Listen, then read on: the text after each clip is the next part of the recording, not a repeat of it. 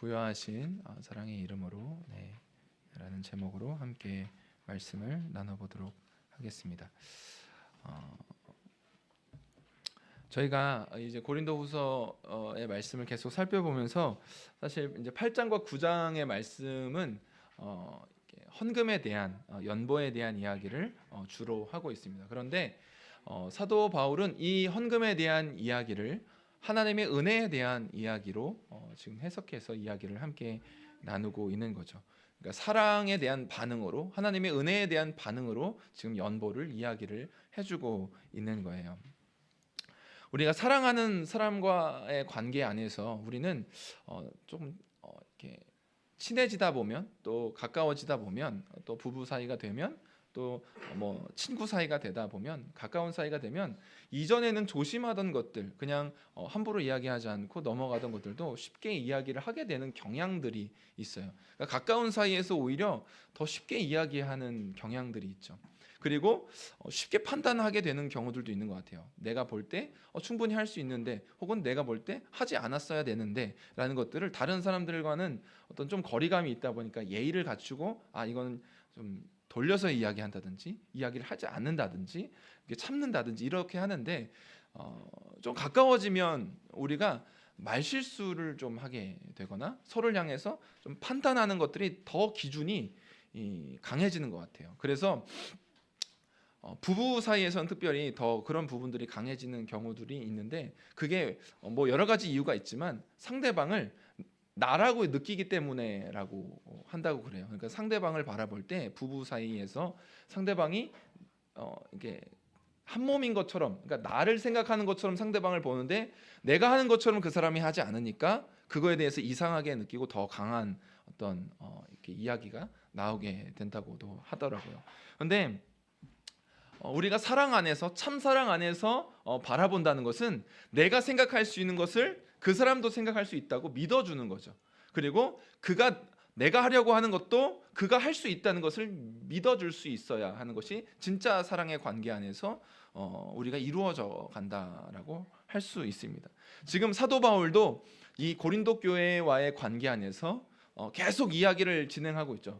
연보에 대한, 헌금에 대한 이야기를 하면서 요청 아닌 요청, 압박 아닌 압박을 지금까지 저희가 한 3주 정도 말씀을 살펴본 것 같아요. 말씀을 살펴보면서 압박 아닌 압박, 뭔가 지난주는 정치적인 언급처럼 보이는 어떤 정치적으로 약간 이렇게 은근슬쩍 이렇게 얘기해주는, 나의 면을 위해서 너희가 좀 해주라라고 말하는 것처럼 느끼는 태도로 사도 바울이 이야기도 하고 있죠. 그런데 오늘 본문에서는 이제 그 이야기의 최종 결론이죠. 그 이야기들을 이제 모두어서 마무리를 해주고 있는데, 사도 바울은 지금 사도 바울의 마음을 이야기하면서, 그것은 단순히 사도 바울 한 사람의 마음이 아니라 지금 하나님의 마음에 감동되어서 지금 동참하고 있는 마게도냐 성도들까지 같이 이야기를 하고 있는 거죠.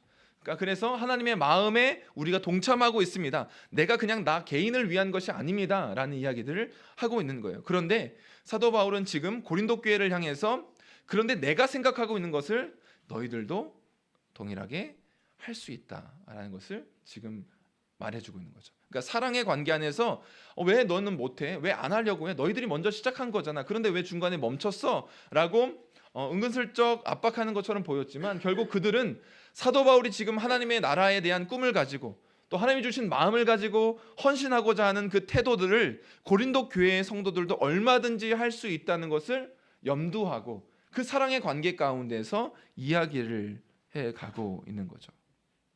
그래서 사도 바울이 도전하고 있는 것은 단지 여러분들 헌금하셔야 됩니다, 여러분들이 원래 작정하셨잖아요 라고 이야기를 하는 것을 넘어서 하나님의 은혜에 관한 이야기들로 지금 계속 이끌어가고 있는 거죠.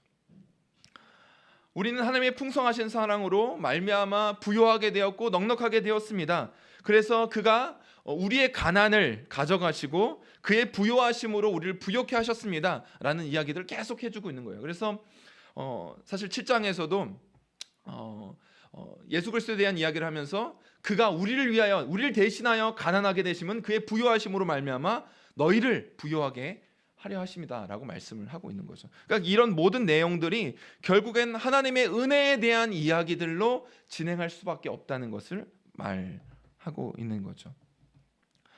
따라서 우리의 힘으로 헌신과 헌금을 한다는 것이 아니라 이미 풍성하게 하셨기 때문에 그의 풍성하심을 따라 흘려보내는 거죠.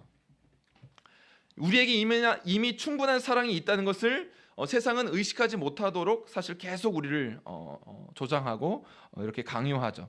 분주하게 만들고 불안하게 만들고 여러 가지 그 불안과 의심, 무관심이 우리의 마음을 주장하도록 만들어 버리는 것이 세상의 방식이에요. 더 갖고, 그래서 내가 불안하니까 더 내가 가져야 되고, 내 시간을 양보해서는 안 되고, 하나님의 사랑이 내게 충분하고 그 사랑이 흘러가는 곳이 있음에도 불구하고 그것에 집중하지 못하도록 자꾸 우리의 마음과 생각을 빼앗는 거죠.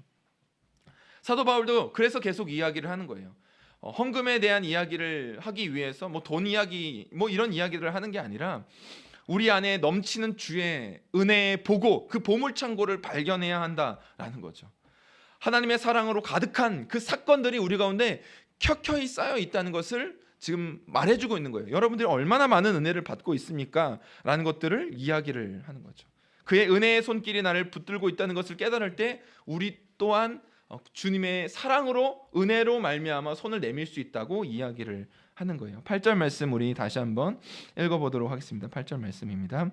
하나님이 능히 모든 은혜를 너희에게 넘치게 하시나니 이는 너희로 모든 일에 항상 모든 것이 넉넉하여 모든 착한 일을 넘치게 하게 하려 하심이라. 아멘. 요즘에 TV에서 젊은 사람이나 아니나 다 좀 즐겨보는 프로그램 중에 연애 프로그램들을 이렇게 많이 보신다고 하더라고요. 근데 저는 안 보는데 어떤 프로그램인지는 기억이 안 나고 짧게 그냥 왜 그 알고리즘이 저한테 뜨는지 모르겠지만 왜 띄워준지는 모르겠지만 최근에 어떤 연애 프로그램에 한 자매님이 여자분이 굉장히 욕을 많이 먹고 있더라고요. 최미나수 이름이 좀 독특한데 굉장히 욕을 많이 먹고 있는데 많이 먹고 있는 게 이제 연애 프로그램이다 보니까 예쁘고 잘생긴 이제 남녀가 모여서 막 이제 서로 알아가는 작업을 하는 거죠. 그래서 연애 프로그램인데 서로 알아가기 위해서 막 여러 가지 활동들 프로그램을 해요. 그런데 이제 그 자매님이 이제 여기 이 형제에게 잠깐 마음을 조금 흘려 보냈다가 형제를 헷갈리게 만들다가 또 어떤 프로그램 또 다른 이벤트에서는 또 이 형제에게 또 마음을 촉 이렇게 주고 이렇게 하는 거죠. 그러다 보니까 마음을 주는데 주는 것 같은데 정작 아무도 마음을 받은 적이 없는 상태가 돼버린 거예요. 그래서 또 다른 자매님들이 보실 때 쟤는 왜 저럴까 이렇게 된 상태에서 막 욕을 많이 먹고 있는 것 같아요. 근데 제가 볼 때는 약간 대본이지 않을까, 의도적으로 그렇게 하는 걸까 생각을 하긴 한데 전 그게 진짜일까라는 생각을 합니다.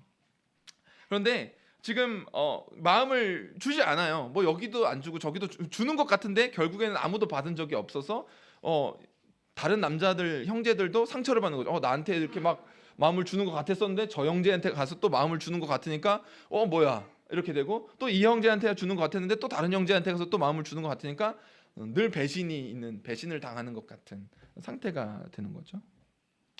사도 바울과 고린도 교회에게 지금 이 관계 안에서 사도 바울이 이야기를 하고 싶은 게 뭐냐면 여러분들이 하나님의 마음에 동참한다면 그것이 여기에서 찔끔 저기에서 찔끔 여기저기 기웃거리는 것이 아니라 하나님께 마음을 온전히 드려야 한다라는, 이 돈의 문제는 단순히 돈의 문제가 아니라 결국엔 마음의 문제라는 것을 이야기를 해주고 있는 거죠. 하나님과의 관계에서 하나님의 일이기 때문에 이것은 단순히 어떤 여러분들에게 헌금하십시오, 마음을 더 드리십시오, 뭔가 돈을 더 드리십시오라는 이야기가 아니라 믿음의 이야기라는 것을 지금 사도 바울은 이야기를 하고 있는 거죠. 하나님께서 우리에게 은혜를 주셨고 그 은혜가 내 안에서 생생하게 기억되고 있으며 나는 그 은혜를 주신 하나님을 신뢰하기 때문에 내 손에서 내 삶 속에서 무엇인가 떠나도 흘려보내도 괜찮다고 고백할 수 있어야 한다는 거죠. 세상은 근데 소유를 많이 이야기를 하는 거죠. 얼마나 많은 것을 소유했는가, 그래서 얼마나 많은 것을 남길 수 있는가를 생각을 하는 거예요. 이것이 세상의 셈법이죠. 너희가 얼마나 많은 것을 가졌는지를 계속 비교하게 만들잖아요.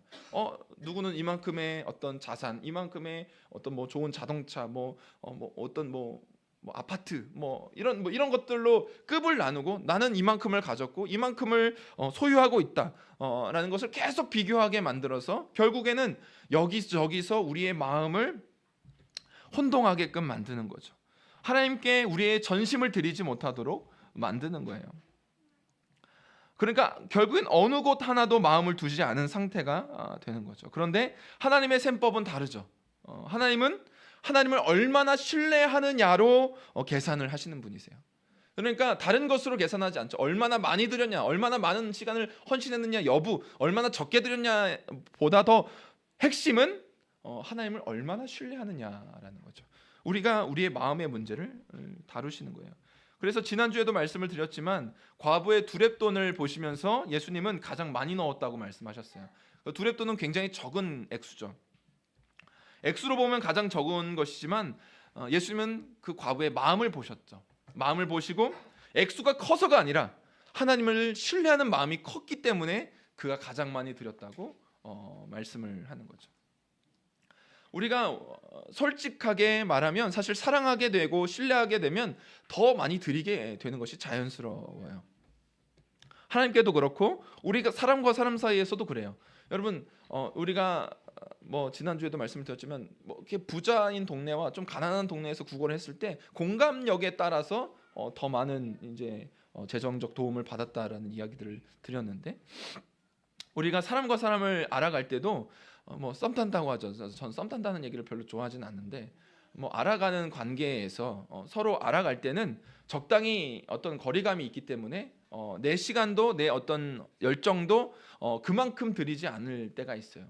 내 시간에 대한 것들을 좀 지키려고 하죠. 근데 요즘 청년들하고 좀 얘기해 보면 자기 시간이 굉장히 중요한 것 같아요. 그래서 요즘에는 사귀어도 서로 연락하지 않는 시간을 정확하게 두는 경우들도 있는 것 같아요. 그래서 이 시간만은 터치하지 말자. 네. 그래서 좋아하는데 어떻게 그렇게 되지? 네.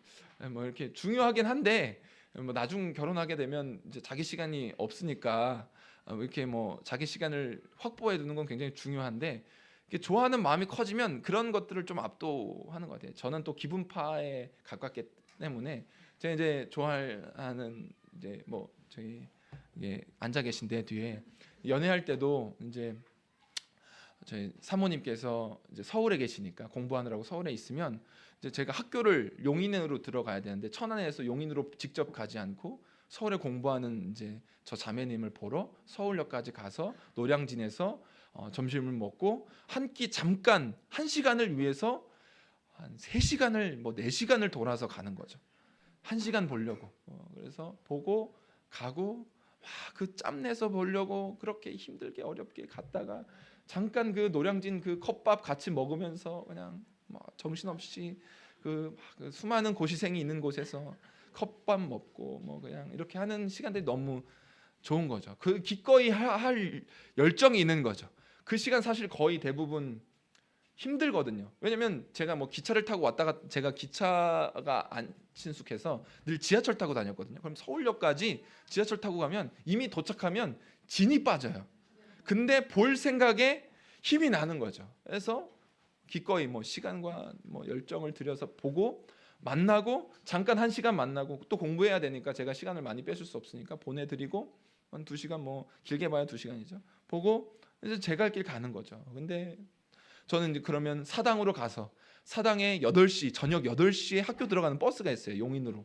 그거 타고 밤에 이제 늦게 학교를 들어가는 거죠. 그러면 학교 들어가면 이제 일주일치 피로감이 이미 쌓여져 있어요. 다음 날 새벽 예배를 가야 되는데 너무 힘든 거죠. 그래도 가는 거예요. 그렇게 열정적으로 보러 가는 거죠. 그렇게 하게 되는데 사실 그것들이 시간과 어떤 재정과 어떤 마음 열정을 다해서 할 수 있는 건 사랑하기 때문인 거죠. 기꺼이 내가 그것을 드려도 주어도 내 시간을 투자해도 투자한다는 사실 표현보다는 헌신해도 괜찮은 거죠. 왜냐하면 분명히 나누었음에도 불구하고 내 안에 그 사랑 때문에 채워지는 것들이 있기 때문에 그래요. 그렇기 때문에 그것이 전혀 아깝게 느껴지지 않는 거죠. 물론 이제 좀 적당한 이렇게 거리감을 두는 것도 뭐 이렇게 나쁘지 않은 것 같아요. 자기의 시간을 좀 해서 또 자기 개발도 하고 열심히 또 삶을 살아가야죠.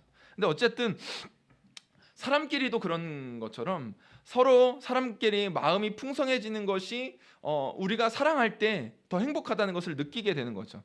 단지 얼마나 많은 것을 소유했느냐로 행복이 갈리지 않는다는 것을 우리는 은연중에 사실은 알고 있어요.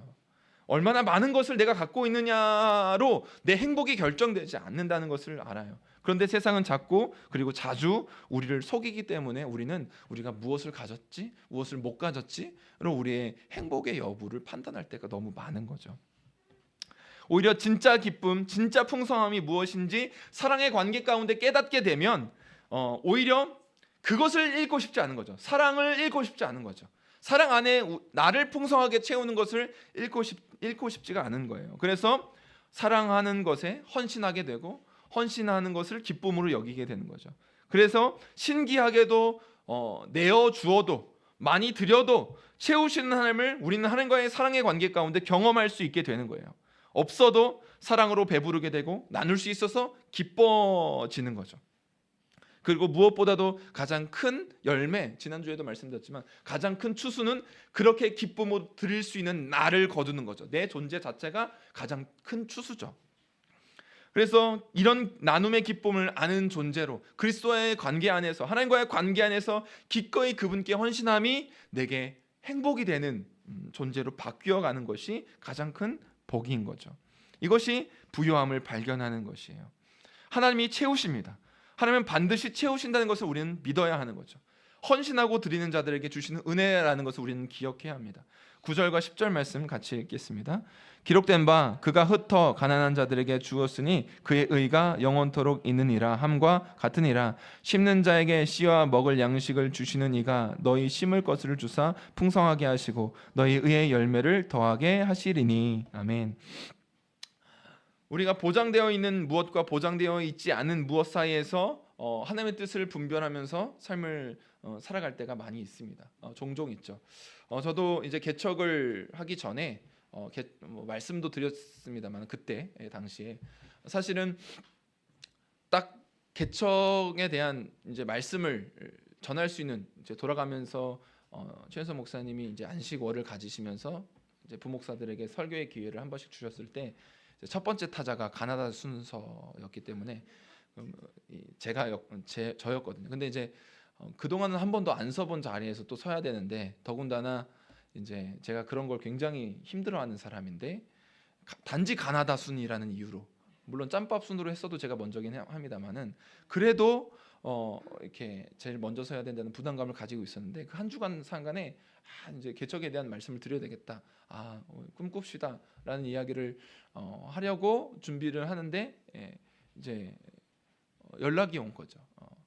이제 청빙 자리가 그때 당시에 이제 들어왔어요. 아버지를 통해서. 그래서 저를 아시는 분이 이제 그러니까 저희 아버지 아들인 줄 아시고 그리고 이제 몇 번 뵀었던 분이고 해서 이제 은퇴하시게 되는데 이제 평택 쪽에 위치한 교회인데 이제 그 목사님께서 다치셔가지고 이제 어쩔 수 없이 은퇴를 하시게 되는 과정들이었는데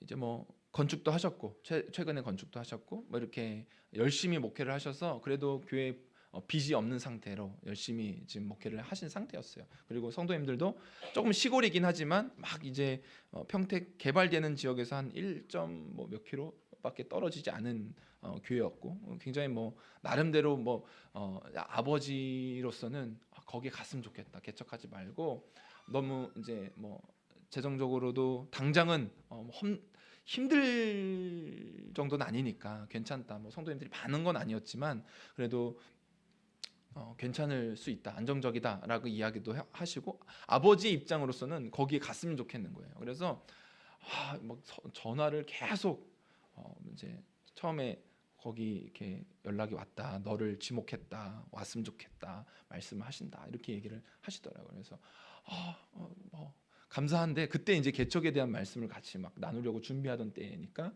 너무 그게 저한테는 세게 온 거죠. 둘 중에 하나를 선택하라고 그것도 그 전화를 주시고 일주일 안에 결정하라고 하시는 거예요. 그러니까 설교도 일주일 안에 결정되는 거잖아요. 지금 주일날 해야 되는데 그 전주에 연락이 왔으니까 일주일 안에 청빙이냐 개척이냐를 나보고 지금 결정을 하라고 사실은 하신 거예요. 왜냐하면 청빙하는데 꿈꿉시다라고 개척을 이야기를 할 수는 없으니까 설교도 바꿔야 되는 거죠. 그러니까 일주일 안에 결정을 해야 되는데 너무 힘든 거예요. 그래서 월요일날 전화가 오고 네, 기도해 볼게요. 수요일날 빨리 결정해야 된다. 빨리 연락 달라. 그 노회 목사님들이 아시고 이제 청빙위원회를 노회에서 만들면 어려워지니까 너가 이제 먼저 개인적으로 연락 왔을 때 먼저 해라 이렇게 하시는 거예요. 그러니까 아버지는 빨리 거기에 안정적인 자리로 갔으면 좋겠다. 이걸 계속 어머니도 전화 오고 막 계속 연락 오시는 거예요.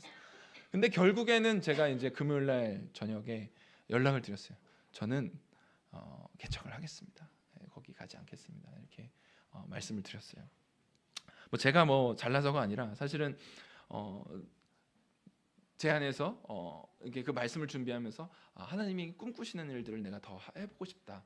뭐 안정적인 거가 나쁘다는 게 아니라 거기 갔어도 고생하겠죠. 그런데 그럼에도 불구하고 내가 지금 내게 주신 꿈을 가지고 도전해 보고 싶다라는 마음을 주셨기 때문에 여기 지금 와 있죠.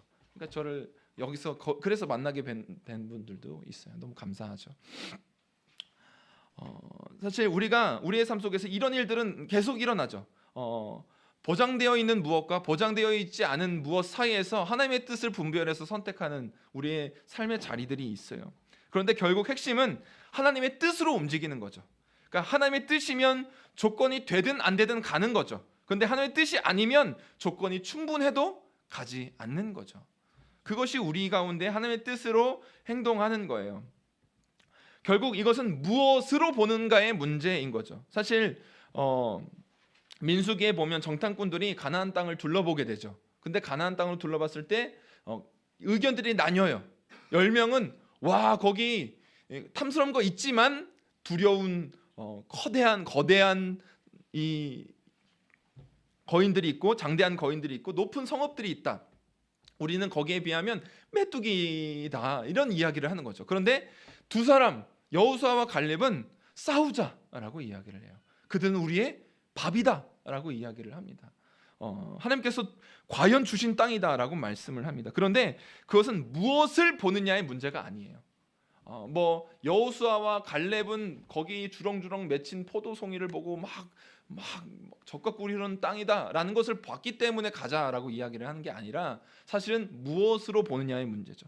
하나님의 눈으로 하나님의 시선으로 보면 그 땅을 바라볼 때 싸우자고 이야기를 하는 거고, 하나님의 시선으로 보지 못하면 아무리 좋은 것을 봤어도 그 땅은 두려운 땅이 되는 거죠. 그러니까 무엇을 보느냐보다 더 중요한 것이 무엇으로 보느냐인 거죠. 하나님의 시선으로 바라본 사람들은 기꺼이 나아가 싸우자고 하지만 하나님의 시선으로 보지 못한 사람들은 두려움에 압도되어서 우리는 메뚜기다라고 이야기를 하는 거죠. 결국 하나님의 시선으로 하나님의 눈으로 보느냐, 이 갈림길은 우리를 살게도 하고 죽게도 하는 거죠.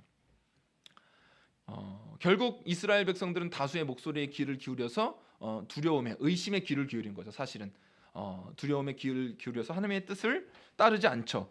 슬픈 건 뭔 줄 아십니까? 여러분들도 아시겠지만 나중에 하나님이 너희들 광야에서 뺑뺑이 하다가 죽을 것이다 라고 40년 동안 너희들 돌 거야, 너희들 못 들어가 이렇게 선언하시니까 그제서야 우리가 나아가 싸우겠습니다 라고 외쳐서 싸우죠. 실제로 전쟁을 벌이죠. 그런데 큰 패배를 당하죠. 늦었죠. 오히려 더 크고 아픈 현실만 그들에게 남았습니다. 그러니까 하나님의 시선으로 본다는 것은 굉장히 중요한 일인 거예요. 우리의 삶에 갈림길을 나누는 거죠.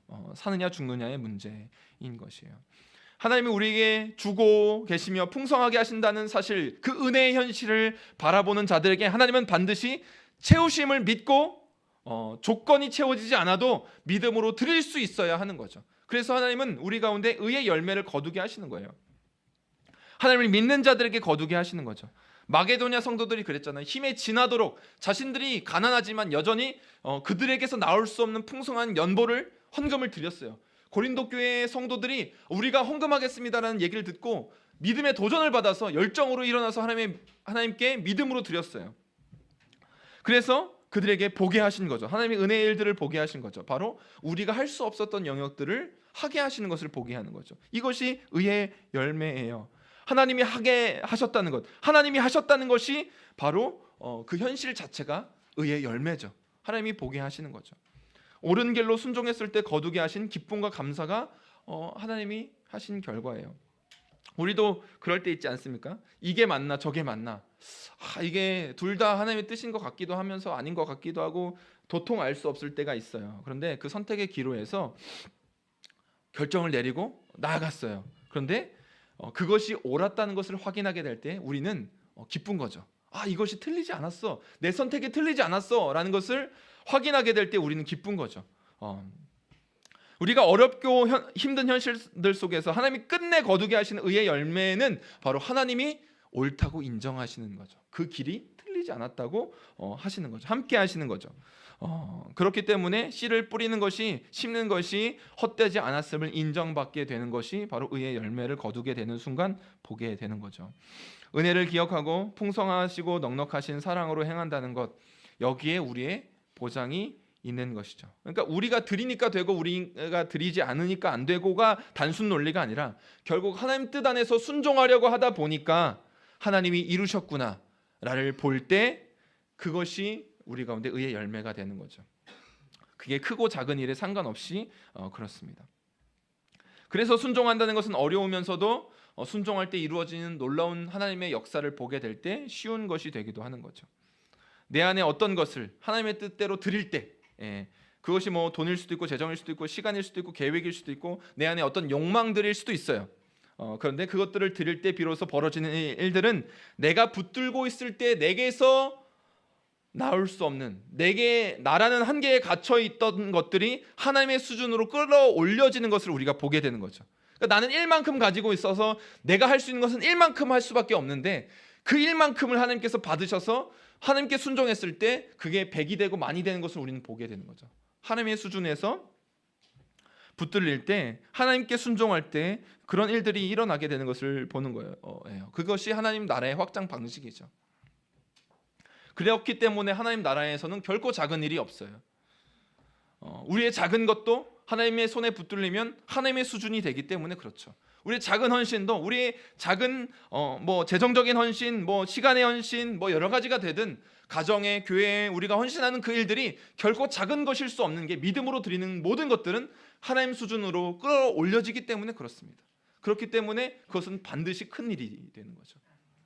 그렇기 때문에 우리는 내가 작게 너무 헌신하고 있는 것 아닐까라는 생각을 할 필요가 없어요. 하나님께 믿음으로 반응하면 그건 모든 일들이 하나님 안에서 큰 일이 되는 거예요. 사실 야곱과 그 야곱의 자녀들, 이스라엘의 자녀들이 애굽에 내려갈 때 고작 70여 명이었어요. 그런데 400년 만에 장정만 60만이 되죠. 엄청난 거죠. 하나님께서 그들에게 은혜를 주셨어요. 출애굽기에 보면 그들에게 은혜를 주셔서 자녀를 건강하게 낳고 그 자녀들이 건강하게 태어나서 자란 거죠. 바울 하나의 회심이었지만 그를 들어 사용하신 하나님은 유럽 전역을 바꾸시는 놀라운 역사들을 행하시는 거죠. 그러니까 우리의 인생의 한계를 깨뜨리는 분명한, 가장 확실한 방식은 하나님의 뜻에 순종하는 길이죠. 그것을 우리의 인생의 한계를 깨뜨릴 수 있는 유일한 길이에요. 사실은 이것을 자꾸 우리가 하이 리스크 하이 리턴, 이렇게 투자하니까 이렇게 돌아온다라는 투자의 개념으로 보지 않아야 하는 거죠. 이것이 자꾸 그렇게 보려고 하는 우리의 의식 수준이 조금 아쉽지만, 사실은 짐 엘리엇, 우리가 잘 알듯이 짐 엘리엇이라는 순교하신 분도 말씀하셨죠. 영원한 것을 얻기 위해서 영원하지 않은 것을 버리는 자는 결코 바보가 아니다라고 말했죠. 그러니까 영원한 것을 얻기 위해서 영원하지 않은 것을 드리는 것은 결코 아까운 것이 아니에요. 그렇기 때문에 지극히 작은 것이라도 하나님 뜻 안에 있음을 믿고 하나님께 붙들린 바 된 삶으로 삶을 살아갈 때 우리의 작은 헌신, 작은 헌금, 작은 순종들은 우리의 눈으로 볼 땐 작지만 하나님 시선 안에선 굉장히 큰 일이 되는 거죠. 하나님의 풍성하신 사랑의 이름으로 그를 신뢰하여 드리는 전심은 결코 작을 수가 없는 거예요. 그가 붙들고 계시기 때문에 그렇습니다. 그렇기 때문에 이스라엘 백성들에게 안식년을 허락하신 것도 그와 같은 이유인 거죠. 안식년은 단순히 땅이 쉬라고 안식년을 주신 게 아니에요. 안식년을 가지면서 하나님이 책임지신다는 것을 경험하는 거죠. 7년마다 쉬기 위해서는 이스라엘 백성들에게는 3년치 먹을 양식이 있어야 됩니다. 6년째 먹고 7년째 먹고 8년째도 먹어야 돼요. 왜냐하면 7년째 거두지 않기 때문에 8년째도 먹고 살아야 될 것이 없어요. 그러니까 3년치를 거둬야 씨도 뿌려서 9년째에 먹고 사는 거죠. 그러니까 3년치의 풍년이 1년 안에 있어야 그들은 그런 은혜들을 그렇게 삶을 살아갈 수 있는 거죠. 믿음으로 안식년을 한 자만이 사실 경험하는 거죠. 안식년을 안 하면, 이스라엘 백성들이 안식년을 안 가지면 그 일들을 경험할 수 없는 거죠. 매년 그냥 자기가 거둔 것만큼 먹고 사는 거죠. 그런데 믿음으로 쉰 사람만이 그 일들을 경험하는 거죠. 3년치를 먹고도 남을 풍년이 임하는 것을 경험하는 거죠. 이 기쁨과 감사를 경험하게 하시는 것이 의의 열매이고 하나님이 하시는 것이라는 거예요. 그렇기 때문에 믿음 안에서 우리 가운데 그것을 주실 것을 우리는 기대하고 소망해야 하는 거죠. 11절 12절 말씀 같이 읽어보도록 하겠습니다. 너희가 모든 일에 넉넉하여 너그럽게 연보를 함은 그들이 우리로 말미암아 하나님께 감사하게 하는 것이라. 이 봉사의 직무가 성도들의 부족한 것을 보충할 뿐 아니라 사람들이 하나님께 드리는 많은 감사로 넘쳤느니라. 아멘.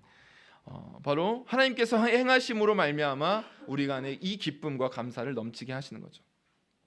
그러니까 우리도 그런 경험들이 있습니다.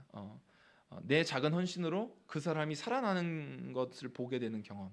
그러니까 내가 그를 위하여 사랑으로 손 내밀고 기꺼이 나도 삶이 좀 힘들지만 기꺼이 손 내밀어서 연락하고 자꾸 돌보고 살폈을 때 그가 회복되어지는 것을 보게 되는 기쁨이 있어요. 우리가 자녀들을 바라볼 때 자녀가 아픈 상태에서 회복되는 것만 봐도 안도감이 들고 기쁨이 드는 것처럼 우리가 연약한 자 혹은 아픔과 어려움이 있는 사람들에게 손 내밀어서 그가 회복되는 것을 보게 될 때 우리는 기쁘죠. 사실 이 기쁨은 하나님의 것입니다. 하나님은 죄악 가운데 눌려 고통스러워하고 있는 우리들을 회복하시기 위하여 기꺼이 그의 모든 것을 내어주셨죠. 탕부 하나님이 되시기로 결정하셨어요. 모든 것들을 낭비하기로 결정하셨어요. 자신의 영원한 생명을 낭비하기로 결정하셨고 그렇게 낭비하심으로 우리를 살리시는 기쁨을 얻으셨죠. 예수 그리스도께서도 그래서 십자가의 그 부끄러움을 개의치 아니하시고 그 너머에 있는 기쁨을 보셨어요. 그 너머에 있는 기쁨은 바로 우리가 사는 기쁨이죠. 우리가 살아나는 기쁨을 보시고 기꺼이 그 일들의 십자가를 감당하셨어요. 자신의 전부를 내어주셨죠. 그것이 바로 하나님의 기쁨이죠. 하나님의 것이죠. 그런데 우리로 사랑으로 헌신할 때 그것을 보게 하시는 거예요. 지금 고린도 교회에게 너희들의 헌신을 통해서 살아나게 될 예루살렘 교회, 그들 안에 하나님께 감사하고 예루살렘 교회도 헌신하고 열심히 살아갔더니 하나님이 채워주셨다가 아니라 헌신했는데 비어버린 거예요. 그런데 알지도 못했던 사실 잘 교류하지도 않았던 유럽에 있는 그 마게도냐, 고린도, 아가야에 있는 지역의 성도들이 헌금을 해서 자신들의 필요를 채우시는 하나님의 역사를 보게 되므로 하나님께 감사하게 되는 거죠. 그러니까 그 살아나는 기쁨을 볼 때 너희들의 그 기쁨이 충만할 것이다 라고 이야기를 하고 있는 거예요. 그렇기 때문에 우리도 그 행복이 하나님으로부터 흘러와서 우리를 통해서 누군가로 흘러가는 것을 봐야 하는 거죠. 하나님이 누구를 살리고 계시는구나. 나를 통해서 나의 작은 헌신과 헌금과 재정과 어떤 가정 안에서, 교회 안에서, 직장 안에서 우리가 그를 위하여 기도하고, 오늘 너무 찬양이 너무 좋았는데 누군가가 날 위해서 기도하지만 나도 누구를 위해서 기도하잖아요. 그 기도할 때 그가 살아나는 기쁨을 경험하게 될 때 그는 몰랐지만 내 기도를 통해서 그가 살아나는 것을 볼 때, 기도했는데 그가 살아나는 것을 볼 때 내 기도가 헛되지 않았다는 것을 확인받을 때 우리는 말할 수 없는 감동이 있는 거예요. 하나님이 그래서 그 행복에 참여하게 하시는 거죠. 그리고 그 하나님 안에서 우리를 채워주심을 경험하게 됩니다. 그래서 그 순간 우리가 볼 수 있는 것은 하나님의 영광이죠. 13절 말씀입니다. 이 직무로 증거를 삼아 너희가 그리스도의 복음을 진실히 믿고 복종하는 것과 그들과 모든 사람을 섬기는 너희의 후한 연보로 말미암아 하나님께 영광을 돌리고, 바로 우리를 통해서 하나님이 일하셨다는 것이 확인되어질 때 우리는 그 가운데 자연스럽게 하나님의 영광이 드러나게 되는 거죠. 그리스도의 복음을 진실히 믿고 행동하는 것, 우리가 신뢰하고 믿고 드렸을 때 나타나게 되는 결과들이 하나님의 영광이 되는 거죠. 궁극적으로 하나님의 영광이 되는 것을 우리는 보게 되는 거죠. 단순히 트로피를 높이 들어 올리는 것도 영광이 될 수 있겠지만 오늘 우리의 작은 헌신과 순종이 하나님이 붙드셔서 큰 일이 되고 누군가를 살리는 길이 되었다는 것을 확인이 받을 때 그것이 바로 하나님의 영광을 보게 되는 거죠. 그리고 그것은 기도를 통해서 우리 안에서 연합되고 더 큰 공동체를 이루어 가게 됩니다. 14절 15절입니다. 또 그들이 너희를 위하여 간구하며 하나님이 너희에게 주신 지극한 은혜로 말미암아 너희를 사모하느니라. 말할 수 없는 그의 은사로 말미암아 하나님께 감사하노라. 아멘. 그 나눔은 관계를 만들고 그 관계는 기도를 낳는 거죠. 그 나눔을 통해서 결국 기도를 낳는 거예요. 내가 누군가에게 하나님의 뜻을 따라 흘려보낼 때 나는 그 사람을 위해서 더욱더 기도하게 됩니다. 받는 사람은 감사함으로 보내는 사람을 위하여 기도하게 되는 거죠. 그렇게 기도는 서로 교통을 이루게 되는 거죠. 우리도 이제 카자흐스탄에 계신 김은총 선교사님을 위해서 재정을 흘려보내죠. 근데 재정만 흘려보내는 것이 아니죠. 기도도 하고 있어요. 그러면 그 선교사님도 계신 자리에서 계속 연락이 와요. 저한테 기도하고 있습니다. 기도하고 있습니다. 또 뭐 기도 편지도 저한테 보내주시기도 하고 그러면서 계속 기도를 하고 있다는 것을 공동체와 나누고 있다는 것을 이야기를 해주는 거죠. 그러니까 그 카자흐스탄의 알마티에 있는 교회와 우리는 전혀 연결고리는 없죠. 그런데 사랑을 흘려보낼 때 그것이 얼마냐 뭐 금액이 크냐 적으냐를 떠나서 그렇게 관계를 위해서 우리가 사랑을 나눌 때 그 관계는 기도를 낳는 거죠. 서로를 향하여 기도할 때 성령은 또 그 가운데 교통하시고 일을 이루어 가시는 거예요. 그것이 하나님의 나라의 일인 거죠. 그래서 결국 우리는 기억해야 할 것은 하나님께서 일들을 이루어 가신다는 것, 하나님이 넉넉하게 하신다는 것, 그의 사랑으로 우리는 넉넉하게 되었다는 것을 기억함으로 말미암아 그것을 계속 생각하는 일에 있는 거죠. 그것을 통해서 우리는 흘려보낼 수 있게 되고 기꺼이 흘려보낼 때 우리는 하나님의 영광과 일하심을 보게 되는 거죠. 그렇게 할 때 우리는 작은 일이, 우리의 작은 헌신이, 작은 섬김이 하나님의 큰 일이 된다는 것을 보게 되고 결국 일의 크기가 아니라 그 일이 하나님의 사건이라는 것을 보게 될 때 우리는 그 가운데 기쁨으로 감사로 나아갈 수 있게 되는 거죠. 그렇기 때문에 오늘도 우리의 주어진 삶의 자리에서 단순히 이것은 헌금에 대한 이야기를 넘어서는 거죠. 작은 사랑으로 우리의 주위의 가정의 교회에 우리 만날 수 있는 수많은 사람들의 관계 안에서 우리는 작은 사랑으로 작은 헌신으로 베푸는 일일지는 모르지만 주님을 믿고 우리가 나아갈 때 그 일은 이미 큰 일이 되는 거죠. 그리고 그 일을 통해서 우리는 기쁨과 감사로 하나님의 영광을 보며 결국에는 기도로 서로를 교통하게 되는 공동체를 확장해가는 하나님의 놀라운 역사들을 보게 되는 것이죠. 저와 여러분들이 어느 날 뒤돌아보며 이것이 내가 한 것이 아니라 내가 섬겨서 된 것이 아니라 하나님이 하셨다라고 고백하며 이 땅에서 가장 부요한 자로 가장 깊은 감사로 가장 단단해진 믿음으로 주님과 동행한 삶의 증거를 주님 앞에 올려드릴 수 있는 저와 여러분들 다 되시기를 축복합니다. 그리하여 우리가 우리의 삶에 작다 여기지 말고 하나님께 붙들린 삶으로 기쁨으로 하나님이 큰 일이 될 것을 소망하며 믿음으로 나아가는 저와 여러분들 다 되시기를 축복합니다. 이 시간 같이 말씀을 생각하시면서 함께 기도하겠습니다.